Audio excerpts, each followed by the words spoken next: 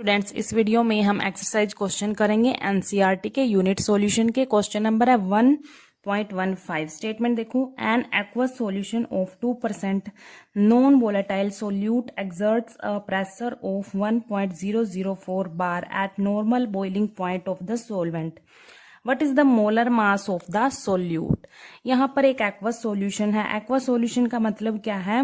मतलब यहाँ पर जो सोलवेंट होगा वो क्या होगा? यहाँ पर वाटर होगा। ठीक है, तो उस एक्वस सॉल्यूशन में 2% नॉन वोलेटाइल सोल्यूट प्रेजेंट है। ठीक है, और उस सॉल्यूशन पर जो प्रेशर एक्सर्ट हो रहा है वो कितना है? 1.004 बार है।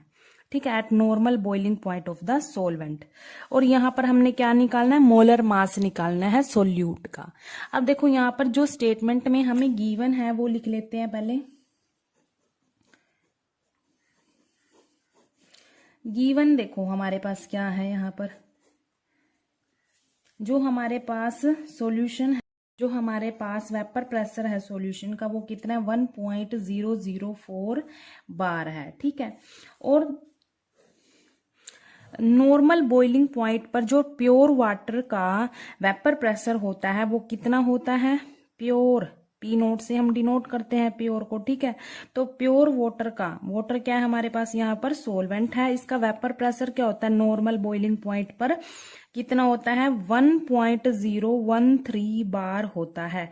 ये आपको याद करना पड़ेगा। ठीक है, in general normal boiling point पर जो प्योर वाटर का वेपर प्रेशर होता है वो कितना होता है? 1.013 बार होता है। ठीक है, अब देखो जो ये 2% नॉन वोलेटाइल सोल्यूट प्रेजेंट है एक्वा सॉल्यूशन में, इसका मतलब क्या है? देखो 2% non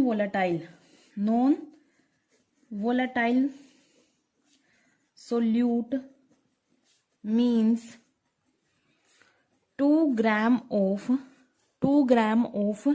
non volatile solute present in 100 gram of the solution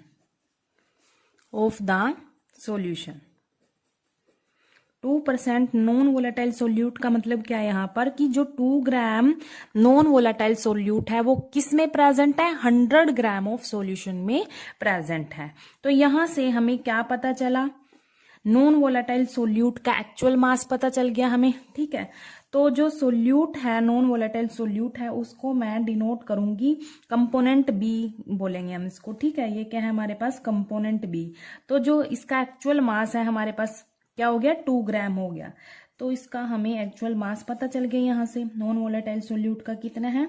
2 ग्राम है। ठीक है, जो नॉन वोलेटाइल सोल्यूट है इसको मैं कंपोनेंट बी लेट करूंगी, इसीलिए मैंने यहाँ पर लिख दिया बी। इसका मास कितना? Actual mass WB equals to 2 gram. ठीक है, पर एक बार लिख देते हैं जो हमारे पास कंपोनेंट दो है ना सॉल्यूशन में, कंपोनेंट एक ए है, एक कंपोनेंट बी है।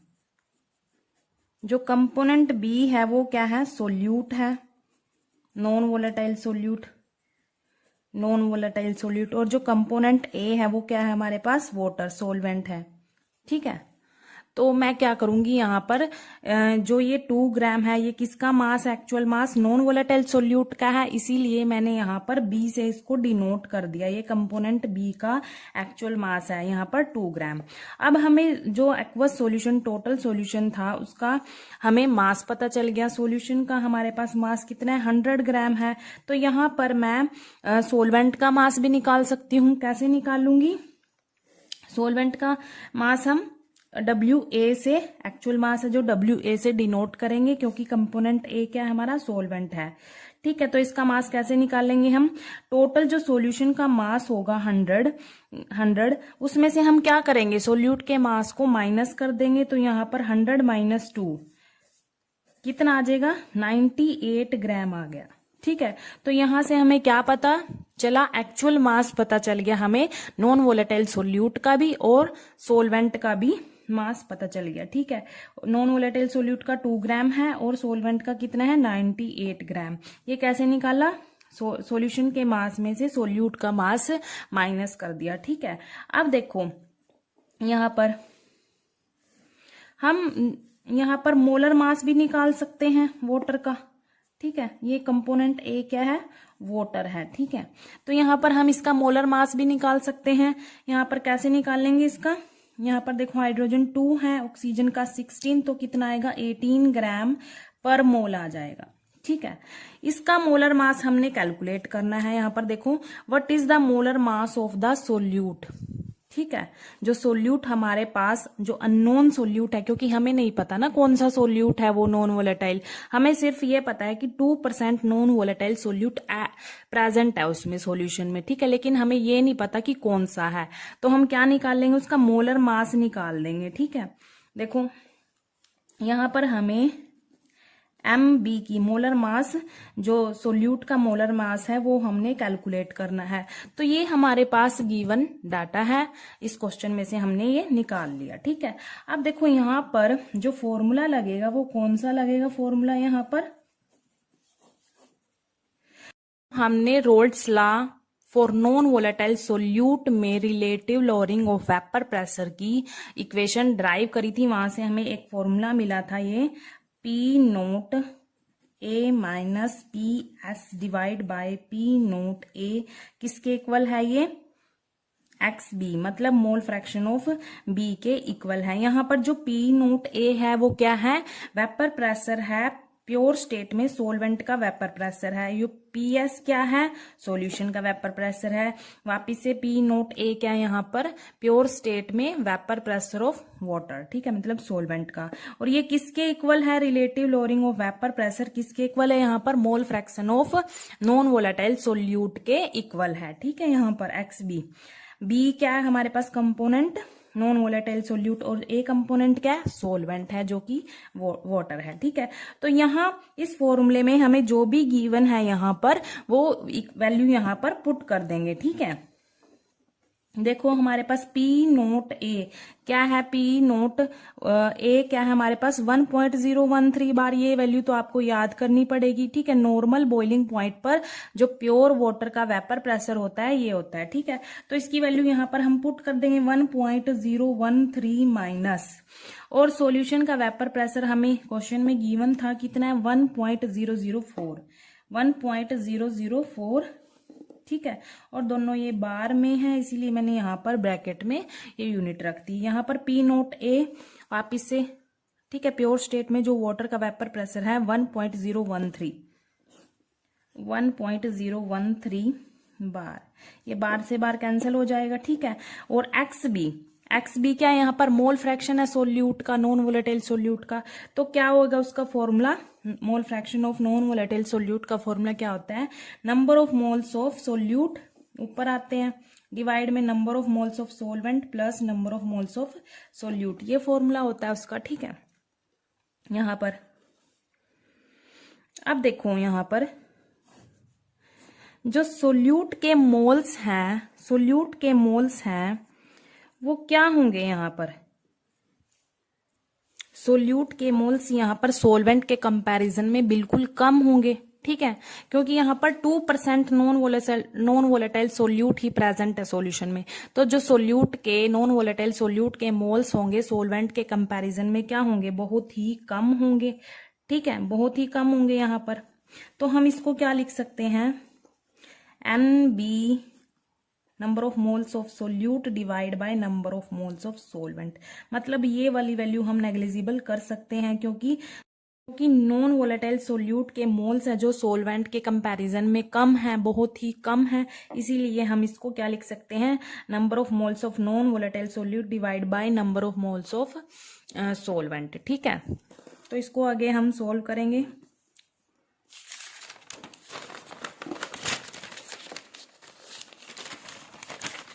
हमारे पास क्या आएगा, ये 1.013 डिवाइड बाय, सॉरी यहाँ पर माइनस 1.004 डिवाइड में क्या है 1.013 है, इक्वल में क्या था NB डिवाइड बाय NA, ठीक है।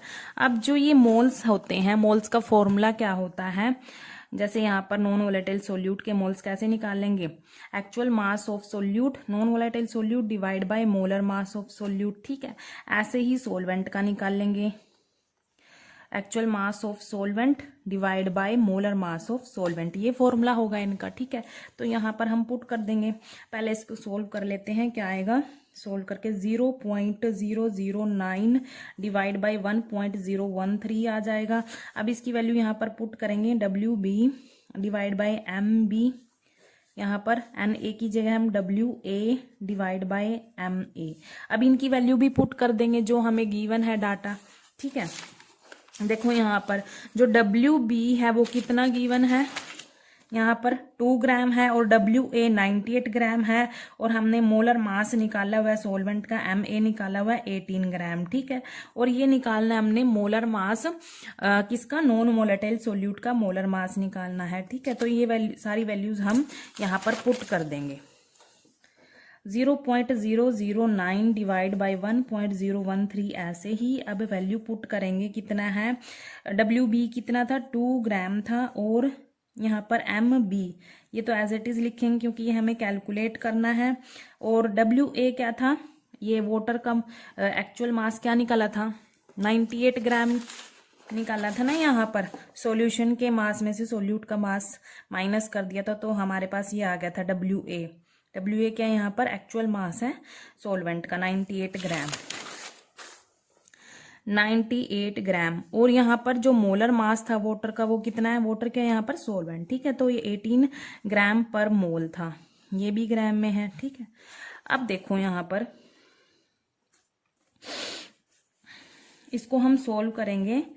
0.009 डिवाइड बाई 1.013 ये आएगा 2 ग्राम डिवाइड बाय, ये तो हमने निकालना है, इसको हम ऊपर ले जाएंगे 18 ग्राम पर मोल डिवाइड बाय 98 ग्राम, ये ग्राम से ग्राम कैंसिल हो जाएगा। ठीक है, इनको हम सोल्व कर लेंगे। 0.009 डिवाइड बाय 1.013 इक्वल ये कितना आएगा 36 ग्राम पर मोल divide by 98 multiply molar mass of non volatile solute. ठीक है, अब इसको हम सोल्व करेंगे, इसको सोल्व करेंगे तो हम क्या करेंगे, जो मोलर मास है MB है इसको हम एक साइड रख लेंगे, और जो ये वाली वैल्यूज है वो इस साइड लेके चले जाएंगे। तो यहाँ से हमारे पास आएगा molar mass of non volatile solute का कितना आएगा 36 ग्राम पर मोल डिवाइड बाय 98, ये यहाँ पर डिवाइड में उधर मल्टीप्लाई में चला जाएगा 1.013,